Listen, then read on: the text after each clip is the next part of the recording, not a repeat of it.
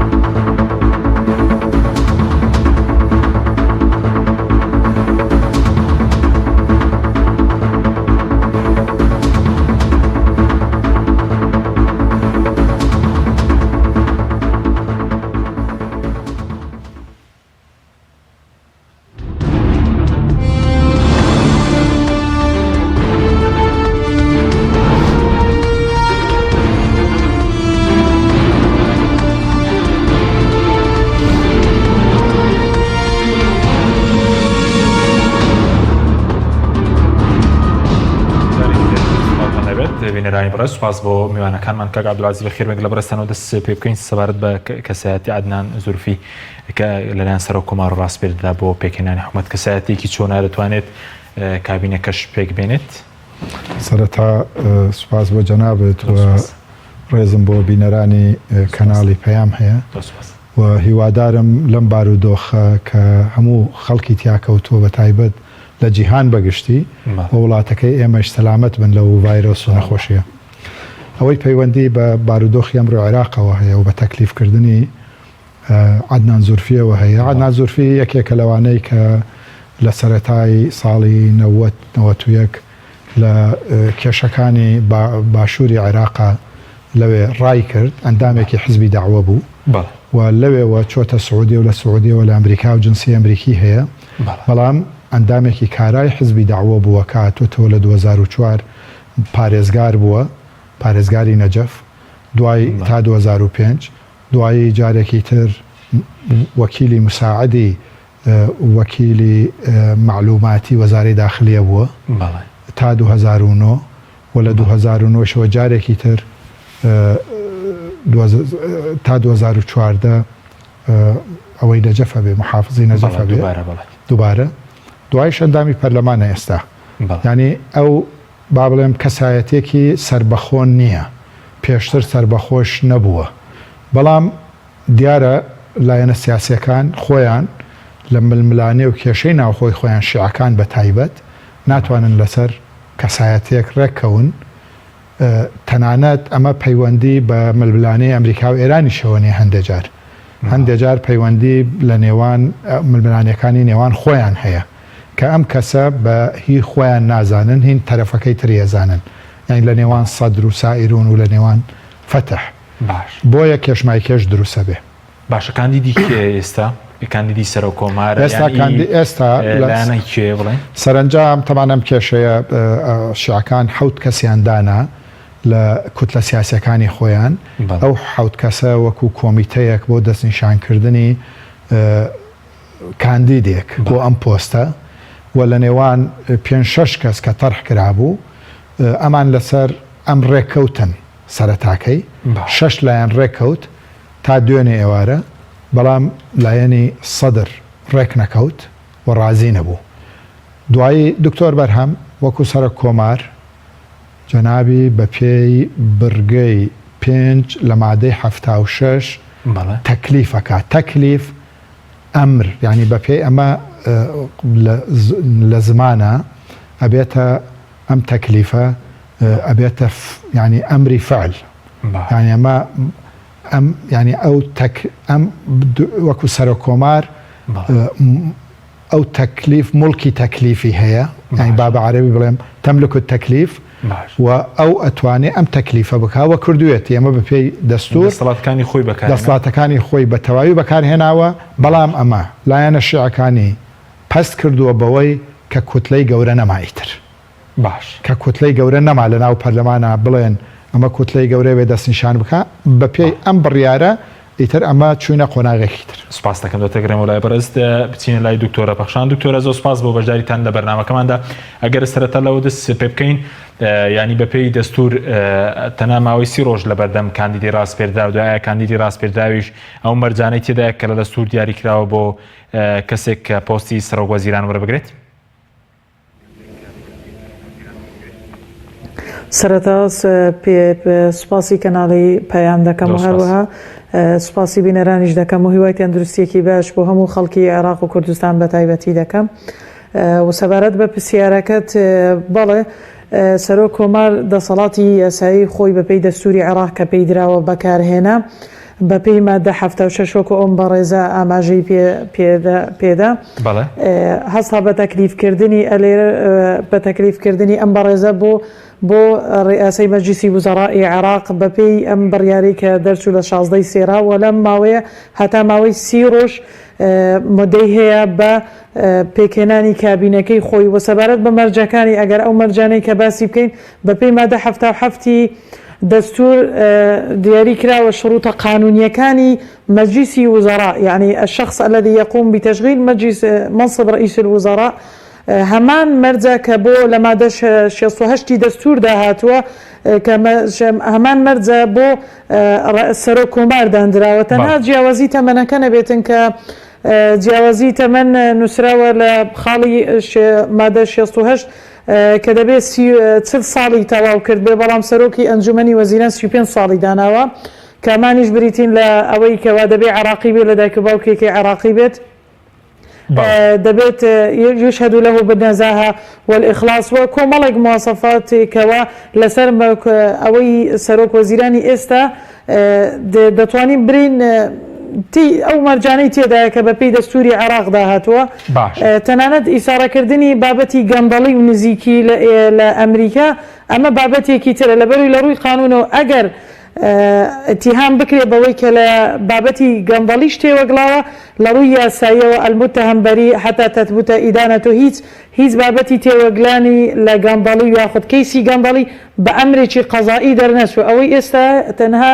ئاماژەیەکەوە تێ بەڵێ بەڵێ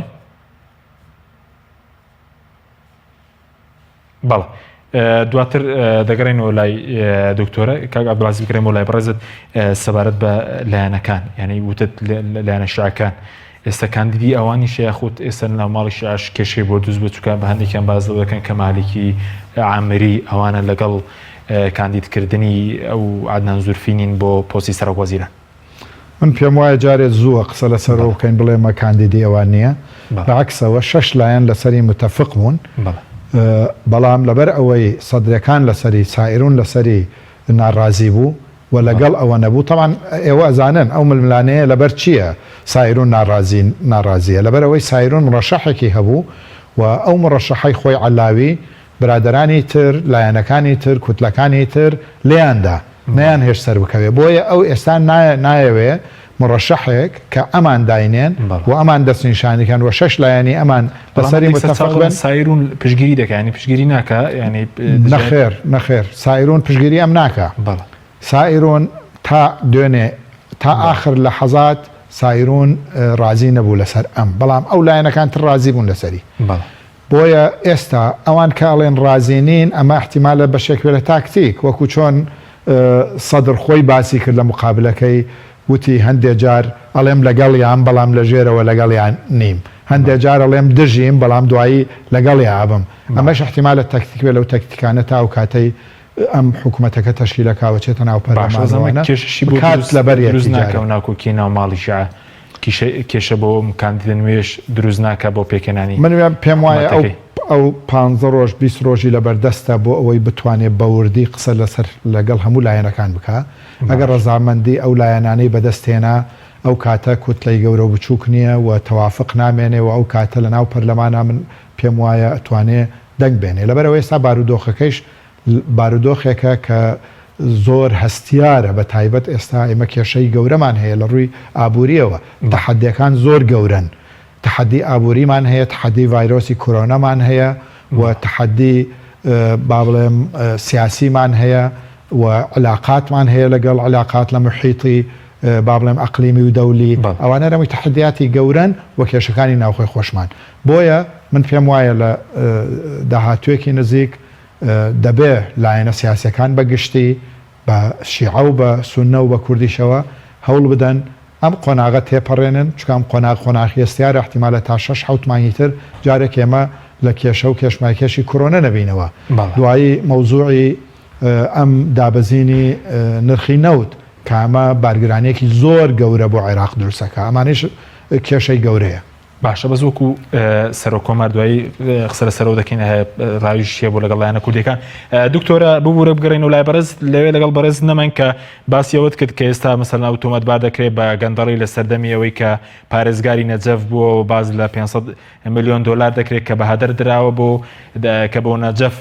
دابین کراوەکو پایتەختێکی بڵین پایتەختی ئیسلامی کە ئەو کات پرۆژەیەکە بۆ لە سەردەمی پارێزگاریە و پێ دوای ئێستا هیچ لە تاوەکو لە دادگا لەسەری ساغ نەبێتەوە کێشەی بۆ دروست ناکەم کەیسە کە ئێستا دەوروژێنرێت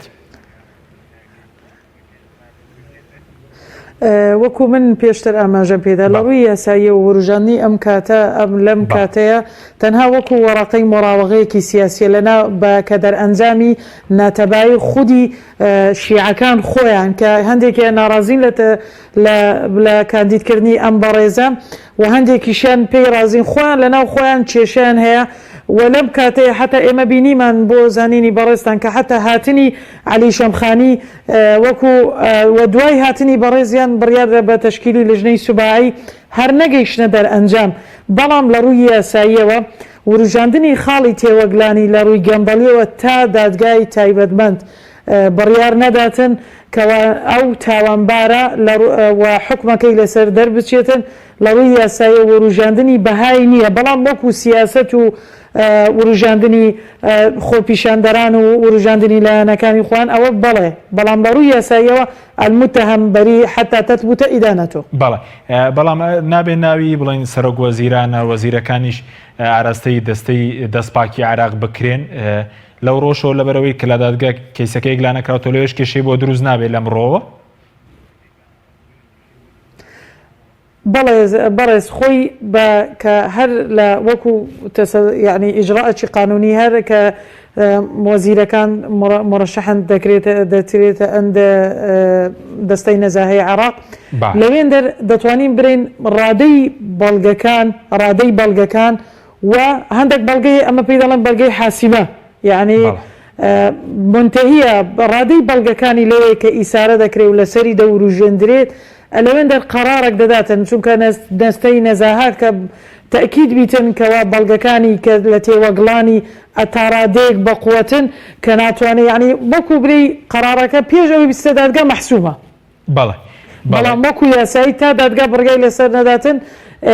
ئەوە بە تاوانبار داناندرێت بەڵام دەستەی نەزاهە بڕیار لەسەر ئەوە دەداتن بەهێزی بەڵگەکان ئایا ئەو بەڵگەیە تا ئەو ڕادەیە بەهێزە بدرێنرێتە دادگا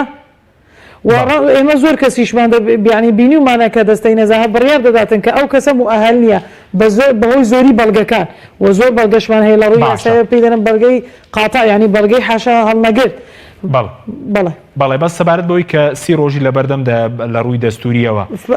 بەڵێ پێ دوایە ئەگەر لەو کاتەدا نەتوانێت حکوومەتەکەی پێک بێنێ ئایا ئێمە لەبەردەم چیدا دەبین چونکە زاری پێشوش لە ماوەی دەستوری بڵین کاندیدی پێشووتر محەممەد علاوی نەیتوانی کابینەکەی پێک دێنین دوایەوە بۆچی دەڕۆن ئەگەر ئاستەنگی بۆ دروست بکرێت لەو 30 ڕۆژەیە لە ڕووی دەستوریەوە لە ڕووی دەستوریە بەپێی ئەوەیە کە دەتوانین لە ڕووی دەستوری بەپێی مادە 76 عدەدی تەکلیف دیاری نەکراوە بۆ ڕئیسە جمهوریە کە بۆی هەیە چەند جارێک خەڵکانێک تەکلیف بکاتن خۆی ئەمە بە فەراغێکی قانونیش دادەنین لەبەرەوەی ئێمە بینیمان کە محەممەد تۆفیق علاوی شکستی هێنا لە پێنەکهێنانی حکومەتەکەی یەکسەر دکتۆر بەرهەم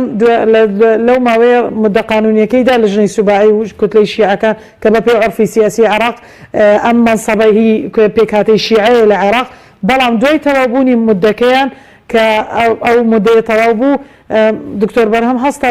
بە ممارەسەکردنی دەسەڵاتەکانی خۆی و تەکلیفکردنی ئەم بەڕێزە ماوەی 30 ڕۆژی لە پێشە لە ڕووی بەپێی دەستوری عێراقی بەڵام ئەگەر لەو ماوەیە بەڕێزیان شکستی هێنا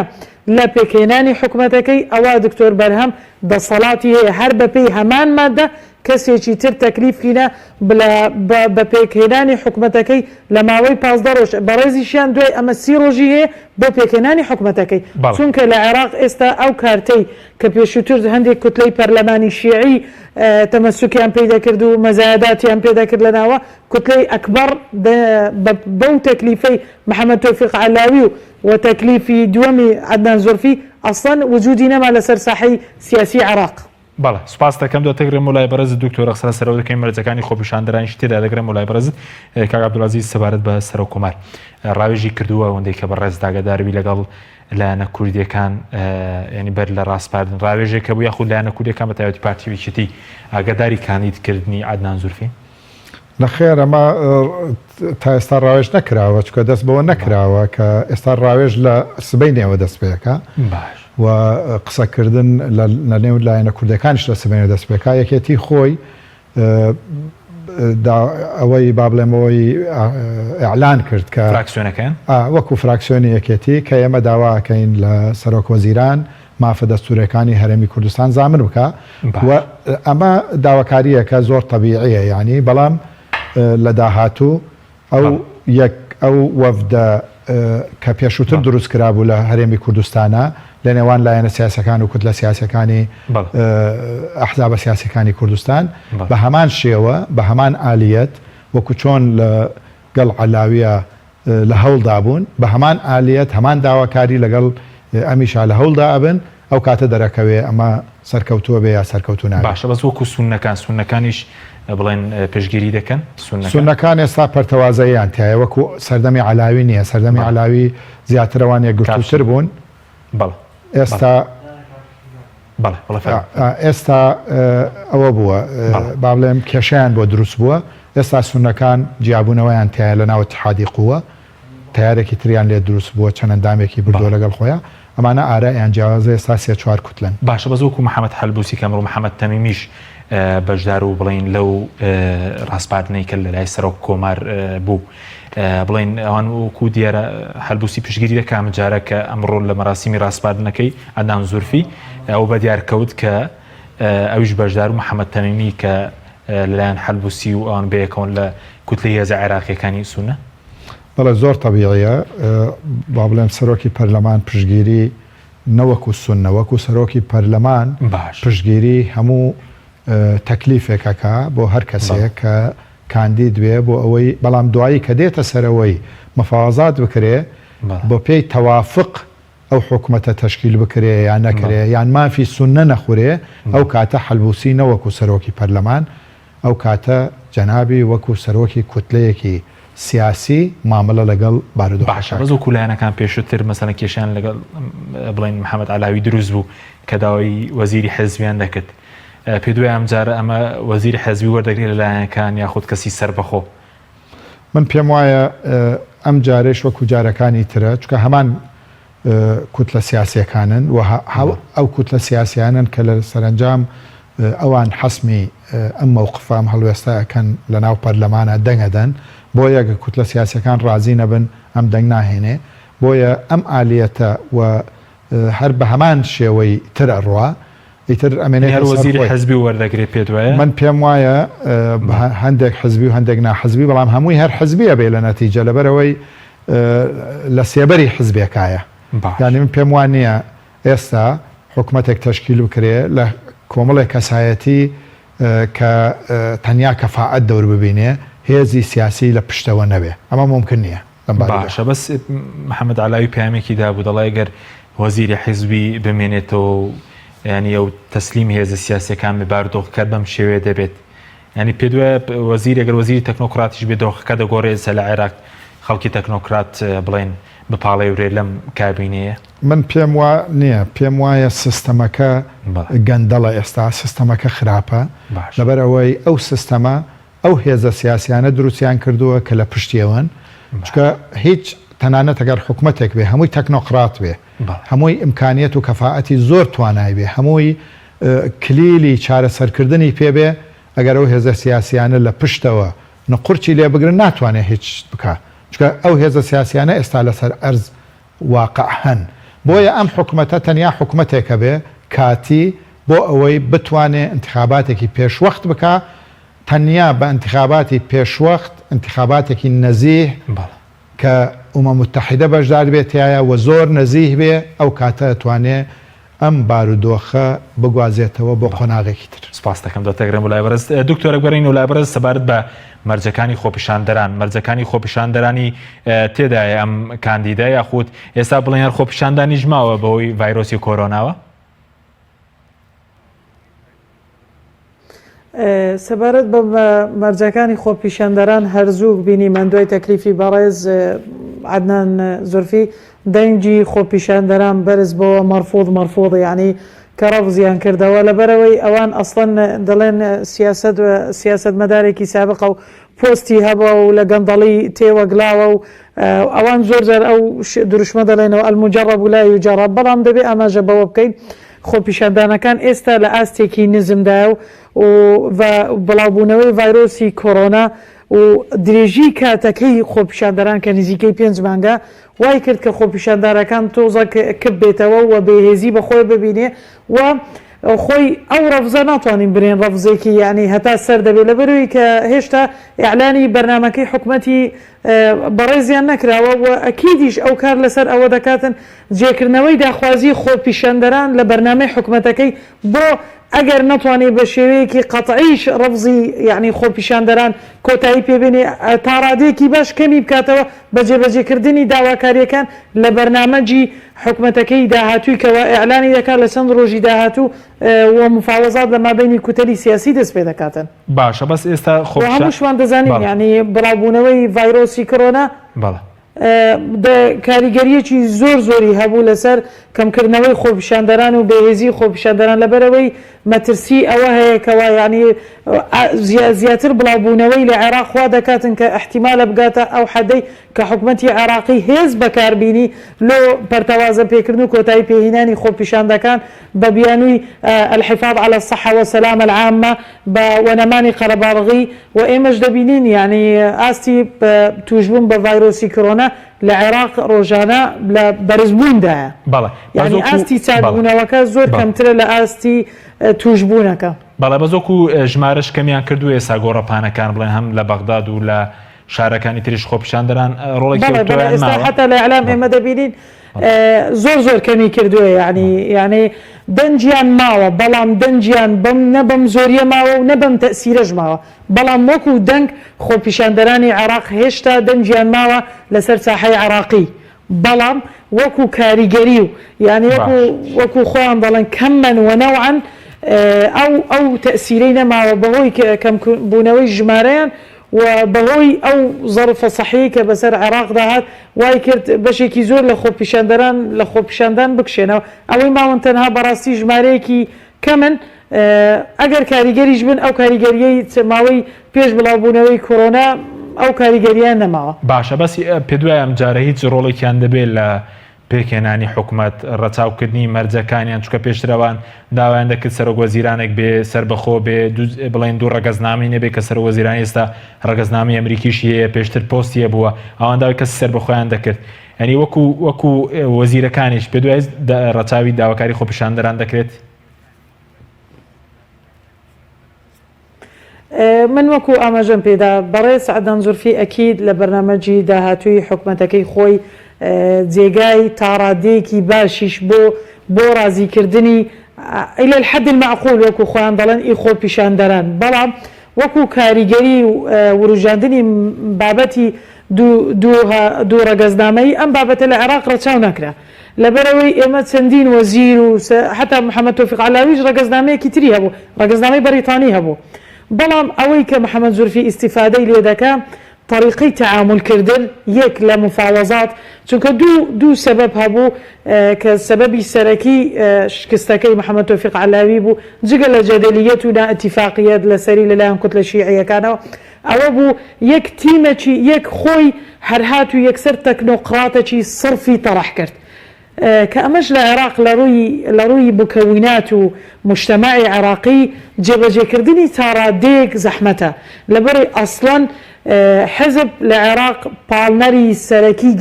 گەیشتن بە پۆستە ئەوە لەلایەک دووەمیشیان وەفدی مفاوەزی محەممەد تۆفیق عەلاوی بەڕای شخصی من وەفدێکی سەرکەوتوو نەبوو وەفدێکی سەرکەوتوو نەبوو لەگەر مفاوەز لەگەر هەموو کوتەلەکان بە کورد و سودەشەوە بەڵام ئەو بەڕێز عەدنان زولفی ئەکید ئیستیفادە دەکات لە هەڵەکانی پێشووتری محەممەد تۆفیق عەلاوی ئەگەر لەو حاڵەتە داوای خەڵکانێکی تەکنۆقرات و وەزیری تەکنۆقراتیش بکاتن ئەو ئیستیفادە لە هەڵەکەی پێشووتر دەکاتن کەوە کەسانێکی تەکنۆقرات مع اتفاق حزبي عليهم يعني لا رزامندي حزب هبي لسريان خو إما همومان بينيمان يعني كساني تكنوقراط طرح كران بلام لأصل دا كدقراين وباقراوند دا كانيان يكسيان تكنوقراط نبون هيس كاميان همو خلفية حزبيان هبو باشا سباس تكب فيعني كداد او خوي في الله كتير بداخو كلا يعني خلشي عراق ذكريت انتو دا لي تكنوقراط لە ئاسڵدا کە دەگەڕێەوە بەگراوندەکەی ئەندامێکی پێشووی حزبێکی ترە. بەڵێ سوپاس دەکەم. دوای دەبینم ئەم حکوومەتیان تێدە پەڕێندرێ و بۆ بەڕەچاوکردنی باری دۆخی ئێستای عێراقیش و مانەوە پشتگیریکردنی سونە و کوردیش ماوە لەسەر تەڕەحکردنی بەرنامەجی حکوومەتەکەی و زامنکردنی هەر کەسێک و مافە دەستوریەکانی خۆی لەو بەرنامەجەی کە بەڕێزیان تەڕحی دەکات. سوپاس دەکەم. بەڵێ بینەرانی بەڕێز ناوبڕێکی کورتوو دەگەڕین وڵات. تۆپ تاکە بریکاری تۆڕی میدیایی کۆمەڵ بۆ دروستکردن و بڵاوکردنەوەی ڕێکلام تۆپ.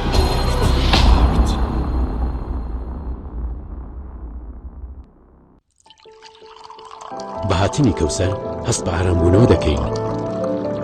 ڕەنگە سروشتیەکەی چای کەوسەر خەمەکانمان لەبیر دەباتەوە. لەبەر ئەوەیە کە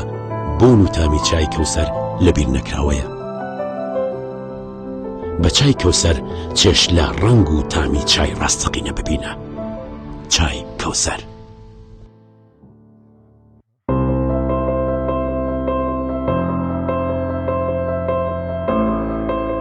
چونکە شیر لە ژیانی هەموماندا گرنگی خۆی هەیە، من باشترین شیرم بۆ خەزانەکەم هەڵبژاردووە. هەموو کات شیری ئاڵتونسا بە منداڵەکانم دەدەم بۆ ئەوەی مێشتێکی چالاک و داهێنەرانەی هەبێت. من بە شیری ئاڵتونسا کێک و شیرینی دروست دەکەم. شیری ئاڵتونسا ڕۆڵێکی گرنگی لە خێزانی ئێمەدا هەیە. 100% سروشتی تامێکی نایە.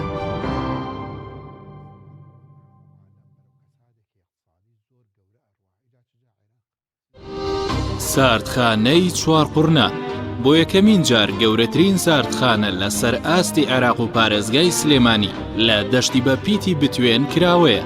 ئەم ساردخانەیە سەرمایەیەکی باشە بۆ هەموو جوتیار و خاوەن کێڵگەکان کە چیتر بەرهەمەکانیان هەرزان فرۆش نەکەن سوود لەم ساردخانەیە وەربگرن. لە ساردخانەکەمان توانای پاراستنی 1400 تن بەرووبوومی جیاوازی هەیە کە سەرجەم بەرهەمە کشت و کاڵیەکان لەگەڵ هەموو جۆرە بەرووبوومێکی شیرەمەنی و بەشی تایبەت بە پاراستنی گۆشت و ماسی و مریشک کراوەتەوە و دەتوانن بەکاری بهێنن. ساردخانەکەمان جگە لە بوونی کارەبای 24 کاتژمێری گرنتی پاراستنی سەرجەم بەرهەمەکانی لە ئاستۆدایە. هەمیشە داشکاندنی بەرچاو دەکات بۆ سەرجەم جوتیار و خاوەن کێڵگە پەلەوەریەکان. ساردخانەکەمان بە سەرپەرشتی مامۆستا عەبدوڵڵا و سلێمان شاخەوان. ناونیشان چوارقورنە نزیک پێشانگاکانی فرۆشتنی ئۆتۆمبیل. ساردخانەی چوارقورنە.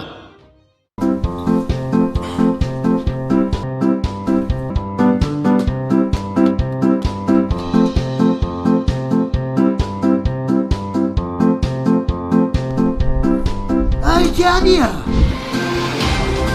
کاردەی کامەران بەهێنانی باشترین جۆری تەنکی پلاستیکی پۆلیمەری یارە کە قەوزە ناکە و بۆ ناکە چوار بەرگە و ناتەقێ. ئەی ناڕزێ؟ نا ڕزینی چی؟ زەمانی 10 ساڵی لەگەڵایە. دەبێن عینوانەکەین بەرێ. کۆنتڕۆڵ عنوانی کاردەی کامەرانمان بەرێ. داوە چاو داگیرێت بۆڵم دەزەڵ ناگیرێت تانکی کامەران بکڕە قەت ئاوە لێ نابڕێ. ئەم کوڕاناوی چالاکە حەزی لە چپسێکی چاکە بۆیانینی لای تاکە زۆر تەندروستە و زۆر پاکە. ئەم چەشناوی پاریە حەزی لە چپسەی نینیە نینی تامی سروشتیە هیچ چپسێک وەک ئەو نییە. هەژوانیش کوڕێکی جوانە حەزی لە ئاهەنگێرانە لە یادی لەدایک بوونەکەی چپسی نینی بوو هەڵبژاردەکەی. نینی هاوڕێی مناڵانە تامی خۆشە و بێزیانە بۆن و ڕەنگی هەمە جۆرە شێوە و قەپارەی زۆرە. بشاری نینی تامێکی لە یاد نەکراو. تۆپ تاکە بریکاری تۆڕی میدیایی کۆمەڵ بۆ دروستکردن و بڵاوکردنەوەی ڕێکلام تۆپ.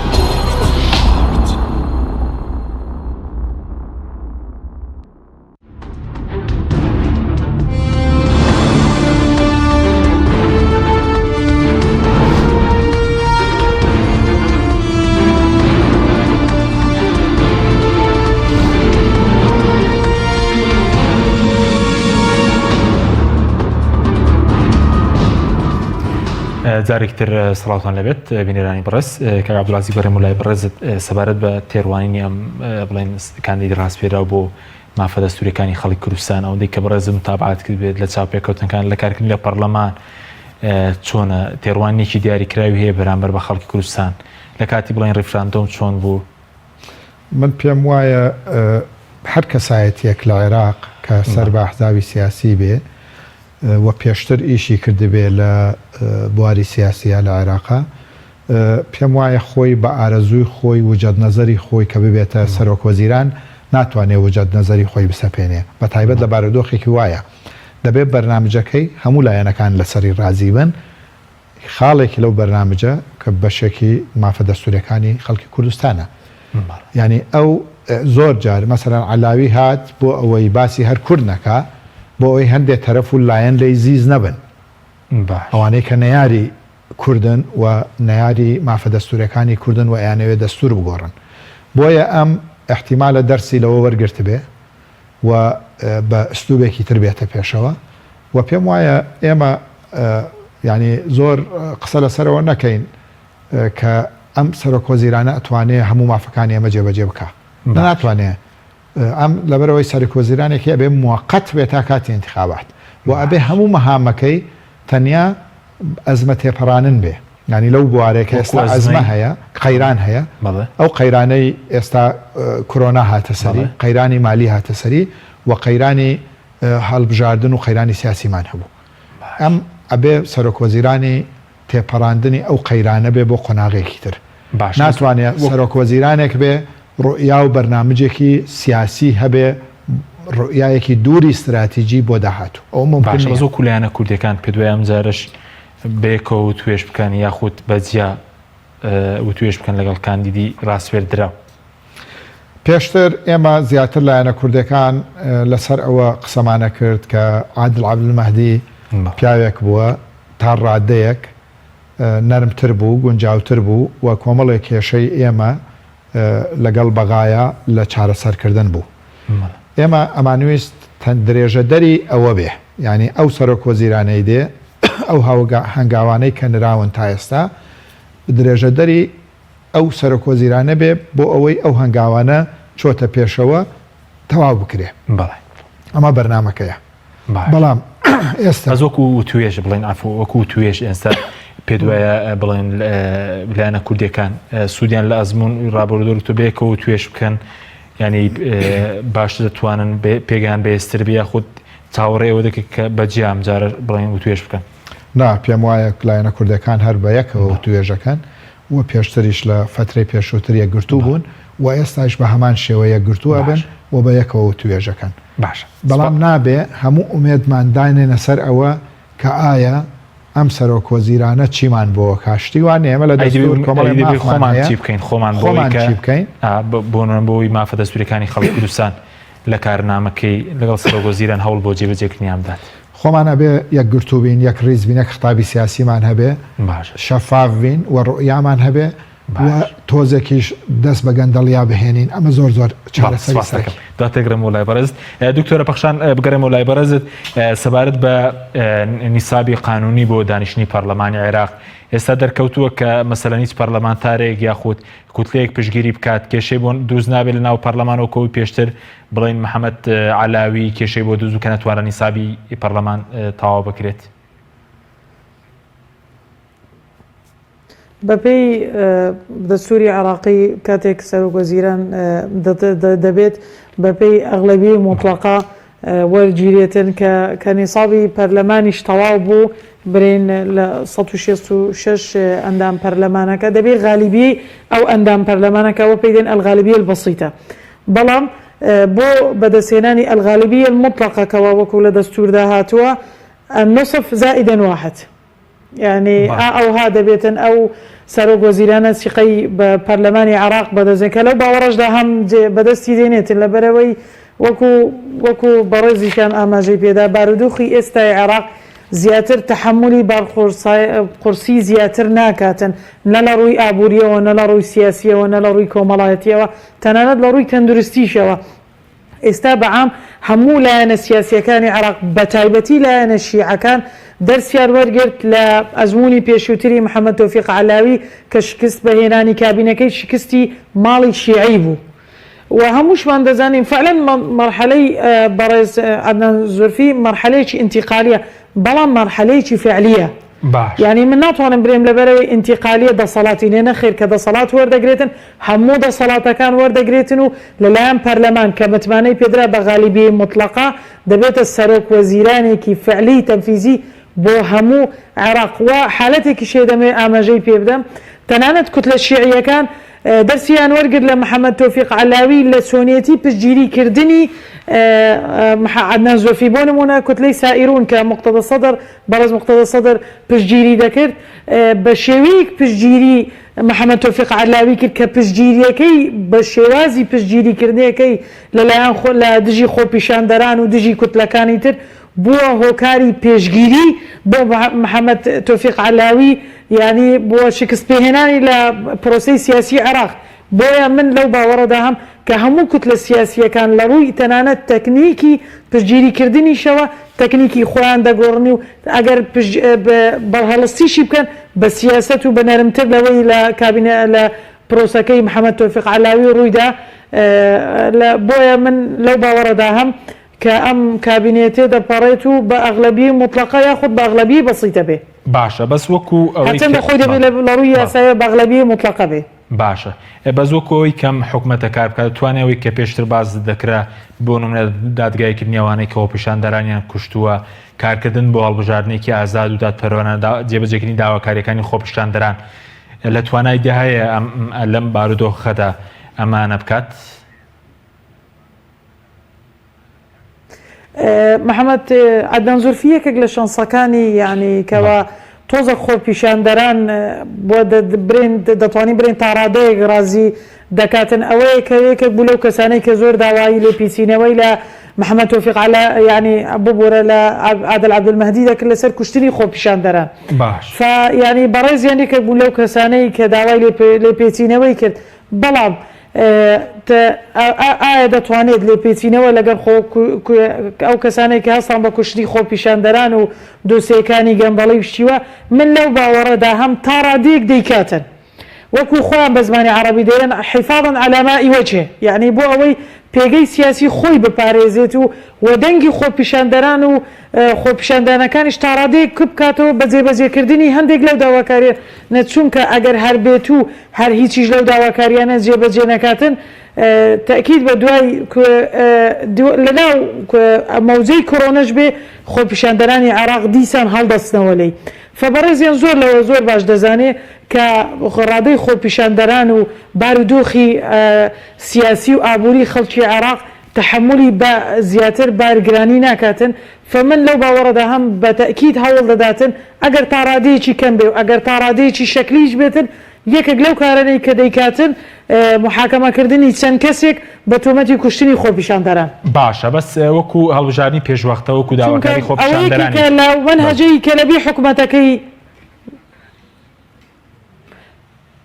دەبێت جێگەی ئەوە بکاتەوە یعنی محاسبەت قەتەلەت المتظاهرین ئەوەیەکە کە لە شیعارە نەگۆڕەکانی خۆپیشاندەران بەڵام خۆ بە ئەنجامدانی هەڵبژاردننی پێشوەختە ئەمە دەوێتن لە یەکێک بی لە کارنامەکەی حکوومەت بەڵام دەگەڕێت و سەرمەتاتیەتی بۆ نمونە خۆپیشاندەرانیش دەڵێن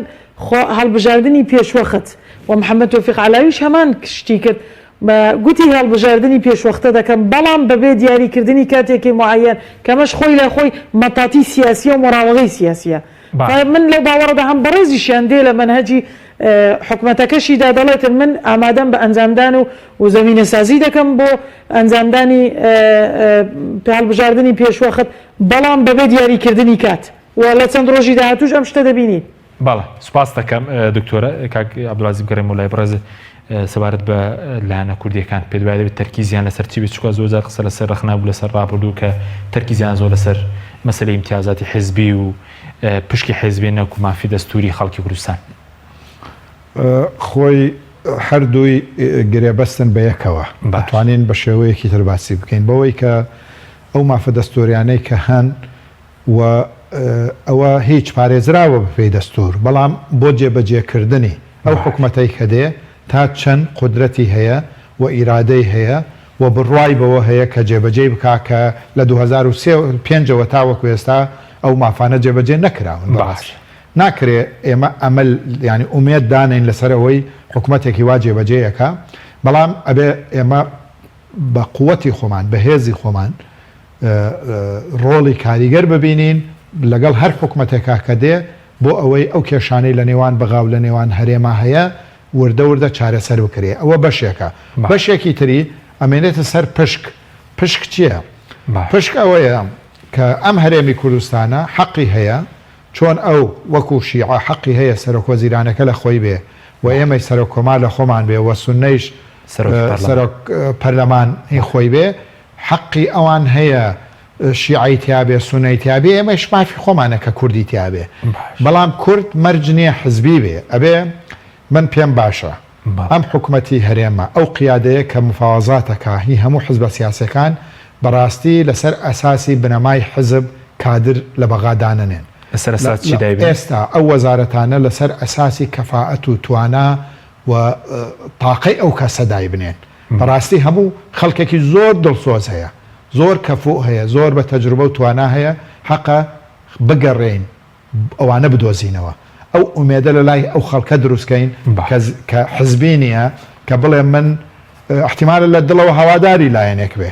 بەڵام حزبی نەبێ یان دەرەجەی حزبەکەی بەرز نەبێ بۆ ئەوەی بتوانێ ئەو منسەبە وەرگێ بەڵام زۆر کەس هەیە لەم وڵاتەی ئێمە لە توانای ئێستا دەرکەوت لەناو ئەو با بڵێم دکتۆرانەی کە هەن لەو بارودۆخەی کۆرۆنا دەرکەوت لەناو جیازە ئەمنیەکان لەناو خەڵکی گەنجێکی زۆر بەتوانا هەیە بە تااقەت هەیە زۆر کەفوو هەیە زۆر صاحب ینی ئەکادمیە و صاحب کەفاعات و شادەیە ینی ئەبێ بە دوایەوانە بگەڕێن بەڕاستی خەڵکێکی شیاو لە شوێنی شیاو دانین بۆ ئەوەی لە بەغا بتوانێت خزمەت بک زۆر بە کورتی وەکو موچەی فەرمانبەران کە ئێستا مانگانە 453 میلیار لە بەغداد و دەوە یاسای بودجە ناتۆتە پەرلەمان پێ دوای ئەمە هەر بەردەوام دەبێت پێم وایە گرفتی گەورەمان توش ئەبێ لە دابەزاندنی ساری نەوت ئێستا دروست بووە دوایی لە نەخۆشی کرۆنەش کە کەسادێکی عالەمی گەورە لە ڕووی ئابوووریەوە دروستەکە و ئێمەش بەشێکین لەو کەسادە ئێستا ڕۆژانە عێراق 100 ملیۆن دۆلار خەسارەکە لە دابەزینی ئەو نەوتە کەس ئەگەر لە ساڵێکە حسابیکەی 36 ملیار دۆلارەکە لە ساڵێکە کە ئەمە خۆت ئێستا حسابی بکە چەند کاریگەری هەیە لەسەر بارودۆخی داهاتووی عێراق بەگشتی و هەرێمیش بە تایبەتی لە هەرێمیش بە هەمان شێوە ئەو 600 ئەگەر 600 هزار بەرمی لە ڕۆژانەکە فرۆشرێ یان 400 500 هەر چەندێکە ئەوەش بۆتە نیوە ئێستا ئەگەر 600 ملیۆن بووە ئێستا ئەبێتە 350 ملیۆن لەبەر ئەوەی ئەبێ حساباتی ئەمانە بەوردی بکەین بۆ ئەوەیش لەگەڵ بەغایە کە 250 نەوتەکە تەسلیم کەین و تا ئێستا ڕێک نەکەوتوین من بە ئاسانی نابینم لە داهاتوو ڕێکەوین بەڵێ سپاس دەکەم دکتۆرە کاتمان زۆر کەماوە سەبارەت بەوەی کە کورد تەرکیز لەسەر چی بکە لەم کابینەیە و دووش سەبارەت بە ئێران و ئەمریکا کە پێشتر باز دەکە ڕۆڵی ئێگلاکەرەوەیان هەیە ئەم جارە ڕۆڵەکەیان چیە لە پێکێنانی حکوومەت لە کاندیدی سەرۆکوەزیران بە کورتی بێ سوپاس دەکەم کورد دەبێت لەسەر 4 خاڵ تەرکیز بکاتن و جێگەی خۆشحاڵی بکەیمە بینیمان لەسەر کابینەکەی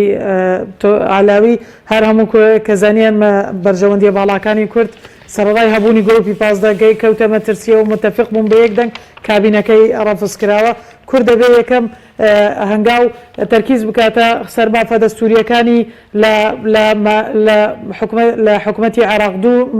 کێشەی ناوچە کێشە لە سەرەکان کەم بە مادەی 140 لە دوای بەتایبەتی داگیرکردنی ئەو ناوچانەی دوای 16 ئۆکتۆبەر سێ مافەدارەیەکانی کوردستان بەتایبەتی موچەی فەرمانبەران هەرچەندە کە بەڕێزیان لە ساڵی 2019 لە تویتێکدا ئاماژەی بەوە کردبوو کە فەرمانبەرانی کوردستانیش فەرمانبەرانی و پێشمەرگە و پۆلیس هەموو عێراقن ناکرێت ئێمە ئەوان بخینە ناو کێشەکە و ڕێگر بین لە ناردنی موچەکانیان و هەروەها من بیانی هیوادارم وەکو بەڕێزیشیان ئاماژەی پێکرد کورد ئەزمموی وەرگرتی بێت لە هەڵەکانی پێشوو بەدانانی کەسی کەفوو کەسی شیاو لە جێگای شیاو تەنانەت ئێمە زۆر کێشەمان توش بوو لە کابینەکانی پێشووتر بەهۆی دانانی کەسانی نەشیا و تەنها لەبەر ئەوەی حزبی بوون و پاڵپشتی فران بوون بۆیە پێم باشە تاکید بکاتەوە لەو خاڵانە و بە تەوافقی و بە یەکدەنجی بڕیار بدرێت لەسەر پشتگیری یاخود پشتگیری نەکردنی حکوومەتەکەی و هەروەها دەوری ئێستا لە حەسمکردنی خاڵەکان ئێمە لە مرکزی قووە ئێران لە ئەو پەڕی بێهێزیدایە و ماڵی شیعە نەبوونی قاسم سلێمانی پێوە دیارە. قاسم سلێمانی تەرەفی حاسم بوو لە هەموو کێشەکانی شیعە وەکو بینیمان کە عەلی شەمخانی هات خاڵێکی حەز دەکەم ئاماژەی پێ بدەم لە پرۆتۆکۆلی سیاسی لایەنی چەپ بەڵێ لەلایەنی پرۆتۆکۆلی سیاسی خاوەن ینی میوانەکە دەبێت لەلایەنی چەپ دانێ ئەو بە شێوەیە کە ئەمە من بە مەقسوودی دەبینم لەلایەنی ڕاست دانیش وەکو خاوەن ماڵ تعاملی کرد بەڵام هەر نەیتوانی خلافی شیعە حەسم کاتن بۆیە ئێستا خاڵی کۆتایی و بڕیاری کۆتایی لە حەسمکردنی دەسەڵاتی عێراق لە دەست ئەمریکا بەهۆی بارودۆخی و بێهێزی ئێران و نەبوونی قاسم سلێمانی بۆیە ئەمریکا لەم کاتەیە و بابەتەکە حەسم دەکات و پشتگیریەکی باشی عەدنان زولفی دەکات. سپاس دەکەم زۆر بە کورتی ئێران ڕۆڵی زۆر لاواز بێسە بە کورتی ئێران ڕۆڵی لە ڕووی نەخۆشیەوە لاواز بووە بەڵام لە ڕووی دەستێوەردان لە عێراقا هەر بەهێزە لە پێش ئەمریکا ڕاستە تا ئێستا ناڵێم بەڵێ لەسەر ئەرز هەموو ئەو لایەنانەی کە سەر بە ئێرانن ئەوان هێزیان هەیە و ئەوان لە حکوومەتا ساحل قەرار. سپاس دەکەم زۆر سپاس بۆ بەڕێزان عەبدولعەزیز حەسەن ڕاوێژکاری سەرۆکی پەرلەمانی عێراق لە سوودی سەرەکی هەروە لە هەولێرە و دکتۆرە پەخشان ڕەشید مامۆستای زانکۆ زۆر سپاس بۆ بینی ڕێگەرە سپاس بۆ هاوکارانم بخواتان لەگەڵ. سپاس.